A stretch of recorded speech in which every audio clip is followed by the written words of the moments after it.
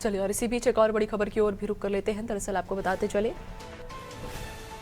देहरादून से खबर होगी, जल संसाधनों के संरक्षण और संवर्धन की जो तैयारी है अब उसे तेज कर दिया गया है। तो पहले चरण में यूकॉस्ट जल स्रोतों का संरक्षण करेगा। मां धरा नमन कार्यक्रम के तहत ये संरक्षण करेंगे। तो जल संरक्षण को लेकर अब प्रयास तेज किए जा रहे हैं। पहले चरण में यूकॉस्ट जल स्रोतों का संरक्षण करेगा। मां धरा नमन कार्यक्रम के तहत ये संरक्षण करेंगे।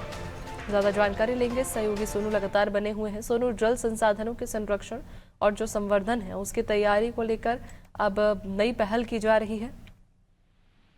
देखिए नैन्सी, सरकार के स्तर से भी प्रयास किए जा रहे हैं और अब इसी में सहयोग के रूप में जो उत्तराखंड राज्य विज्ञान प्रौद्योगिकी परिषद है यूकॉस, उसके स्तर से भी एक रणनीति तैयार की जा रही है। प्रयास ये किए जाएंगे कि वैज्ञानिक राय के आधार पर कैसे जो मां धरा नमन कार्यक्रम है इसके तहत जो जल स्रोत है इनका संरक्षण और संवर्धन किया जा सके। पहले चरण में 100 से ज्यादा जल स्रोतों को चयन कर उनका संरक्षण और संवर्धन किया जाएगा। इसके साथ साथ यूकॉस के स्तर पे ये भी प्रयास किए जा रहे हैं कि कैसे भूजल का जो स्तर है उसको बढ़ाया जाए, क्योंकि वैज्ञानिक पहलू भी इसमें शामिल होंगे।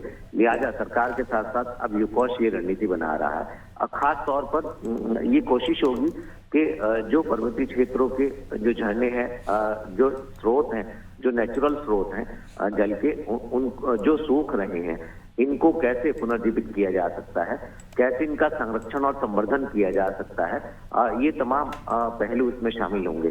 क्योंकि एक वैज्ञानिक राय के आधार पर इस दिशा में कदम उठाया जाएगा।